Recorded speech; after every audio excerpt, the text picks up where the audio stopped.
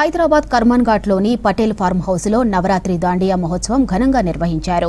Shri Umiya ఘర్బీ mandal Hyderabad organisation chairman Jasmat Patel ఆధ్వర్యంలో ఈ కార్యక్రమం నిర్వహించారు.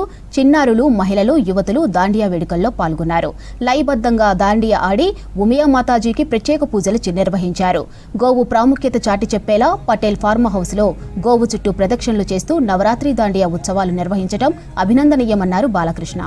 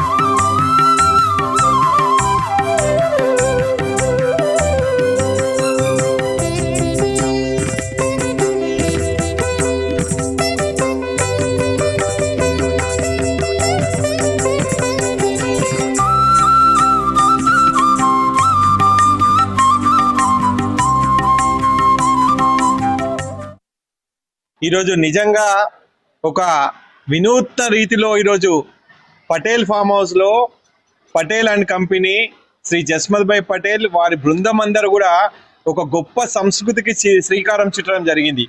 గోవులతో మమేకమై గోవుల మధ్యన ఈరోజు దాండియా కార్యక్రమం దేవి నవరాత్రి ఉత్సవంలో భాగంగా 9 రోజులుగా గర్బా డాన్స్, అమ్మవారికి ఇష్టమైన ఒక దాండియా కార్యక్రమము చిన్న పిల్లల నుంచి ముదుసలి వరకు మహిళలందరూ కూడా ఎంతో చక్కగా పార్టిసిపేట్ చేయడంతో పాటు గోవులను రక్షించాలనే ఒక ఉద్దేశంతో ఇక్కడ గోపూజ కార్యక్రమాలు నిర్వహించి ఆ గోవు చుట్టూ ఏదైతే శ్రీకృష్ణ పరమాత్ముడు ప్రపంచంలో మానవునికి మేలు చేస్తున్న ఏకైక ప్రాణి ఈ గోమాత, అలాంటి ప్రాణి దగ్గర శ్రీకృష్ణ భగవానుడు రాధా ఎట్లయితే పరిక్రమణ చేశారో అదే విధంగా ఈరోజు అలాంటి నృత్యాలు ఇక్కడ మహిళలందరూ చేయడం కూడా చాలా గొప్ప విషయము. మన భారత్ సంస్కృతి ప్రకారమే గర్భా అందరూ ఆడతారు. ఈ గర్భాలో మాతాజీ పేరుతోటే అందరూ రౌండింగ్ తీసుకుంటారు, పరిక్రమ చేస్తారు. గౌ మధ్యలో పెట్టి, గౌ మధ్యలో ఎందుకు పెడతారంటే గౌమాతలో 33 కోటి దేవతలు ఉన్నారు.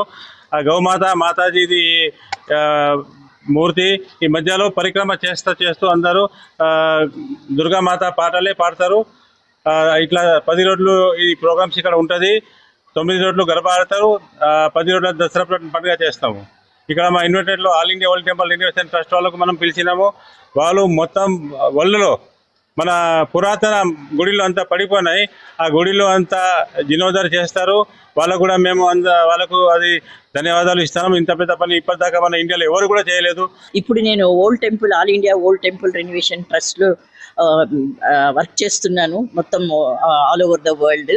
కానీ ఇక్కడ ఎన్నో గర్భాలు జరుగుతూ ఉంటాయి, దసరా వేడుకలు జరుగుతుంటాయి. బయటంతా కమర్షియల్ అయ్యి అక్కడంతా సినిమా పాటలు పెడుతుంటే నేను ఎప్పుడు చాలా బాధపడేదాన్ని. ఏంటి దేవుడి దగ్గర సినిమా పాటలు ఏంటి, అసలు ఎందుకు వస్తున్నారు పిల్లలు, వాళ్ళకి మనం ఏం నేర్పిస్తున్నాము, వాళ్ళకి ఏం అర్థమవుతుంది అని బాధపడేదాన్ని.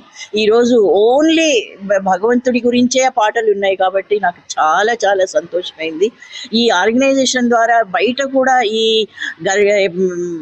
ఫెస్టివల్స్ని కమర్షియలైజ్ చేయకుండా భక్తి రూపంలోనే నెక్స్ట్ జనరేషన్కి పాస్ చేయాలని కృషి చేద్దామని నా